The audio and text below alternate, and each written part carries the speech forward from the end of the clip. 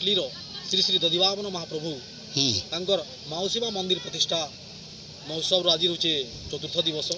आज पूजा मंडप रे काना काना सब यज्ञ हवा केन केन देवता देवी मान को निमंत्रण हवा से विषय किसी कहबे।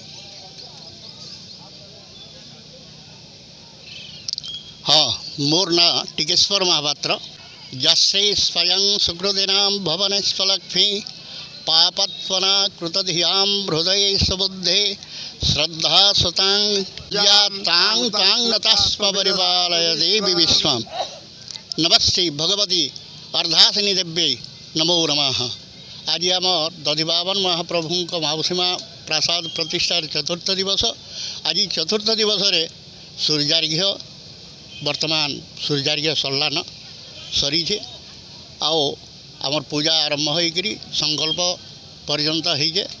तारपरे आमर पीठर समस्त देवता जी आवाहन हो षोडश स्तंभ योगिनी वास्तु आमर ग्रह दिक्पाल इत्यादि समस्त पूजा होकर आज रुद्राष्टाध्यायी रुद्रंकर हवन हेब होम यज्ञ एवं आरती पुष्पांजलि करी आज शेष कर्म संपादन हेबा।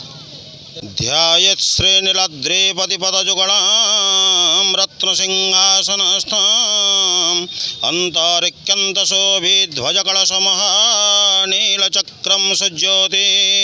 हे नाथ नाथ नाथ परममनुव्रते श्रीभक्तचिन्तामणि विस्पद्य विश्ववन्द्यं निखिलभयहरां दारुब्रह्मं नमामि। श्री दधिवामन स्वामी चरण रे शतकोटी दंडवत।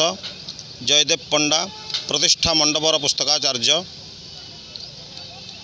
आज आपण मैंने प्रश्न करते जहाँकर आज मंदिर प्रतिष्ठा होची अर्धासिनी देवी बाबद रे स्कंद पुराण रे उत्तर भाग रे गोटे प्रमाण अच्छी। अर्धासिनी नमेख्याता मालिनी कुलवासिनी जल शोषणी विद्याता मातृवत मम भवेत। श्री जगन्नाथ कहते तार गोटे किंवदंती अच्छी। पुरा जगह जगन्नाथ मंदिर एवं गुंडीचा मंदिर मध्य मालिनी नामक गोटे नदी थिला। जो नदी रे ठीक वर्षा समय बन्या आसे जो कि जगन्नाथ रथ यात्रा ताहा बाधक होउतला। पूर्वे 6टी रथ तैयारी होउतला।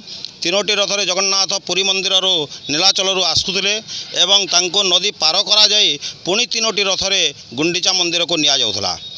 तेणु बहुत हैरान हबार को पड़ूला। थरे गजपति राजा जगन्नाथ पाखरे उपवास रे रही से अधिया पड़े जे किपरि तार समाधान हेब। सेठी जगन्नाथ तांको स्वप्नादेश देइथिले मालिनी नदी कूल रे सर्वशक्ति संपन्ना अर्धासिनी देवी अछंती तांको तो पूजा कर। से जदि संतोष हेबे एवं बर देवे ताहले मालिनी नदी तोर किछि असुविधा करिवो नाही एवं रथ यात्रा संपूर्ण भाव में होई पारिबो। गजपति राजा अर्धासिनी देवी पाखरे उपवास रे रही अधिया पड़े।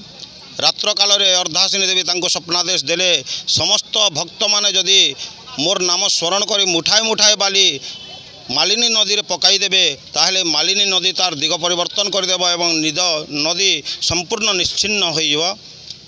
गजपति राजा सही कथा प्रचार करिवारो जगन्नाथ भक्त माने मुठाए मुठाए बाली सही मालिनी नदी रे पकाई देले एवं अर्धासिनी देवी सही नदी जल को संपूर्ण भाव में शोषण करने से दिन नाम है अर्धशोषिणी एवं भक्त माने श्रद्धार सहित बाली पकाई से स्थानर नाम है शरधा बाली एवं जगन्नाथ स्वप्नादेश अनुसार आउ से नदीर आज कौन चिन्ह वर्ण ना से दिग परिवर्तन करिवार तो दूरर कथा संपूर्ण निश्चिन्न हो गला एवं पुरी रे रथ यात्रा रे आउ बाधक हैला नहीं। तेणु गुंडीचा मंदिर को लोग माउसी मंदिर कहते किंतु ताहा नुहे।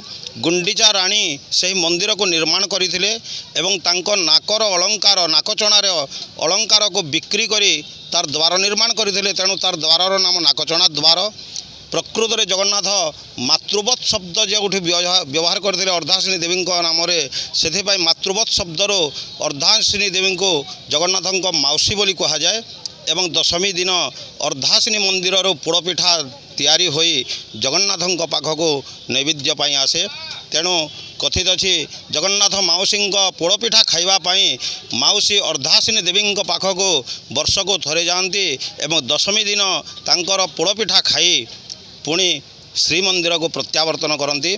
तेणु आज से अर्धासिनी देवी मंदिर प्रतिष्ठा होची।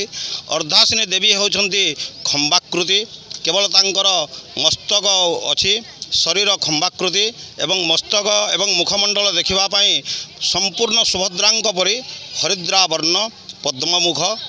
आज से अर्धासिनी देवी प्रतिष्ठा मंडप आज होची।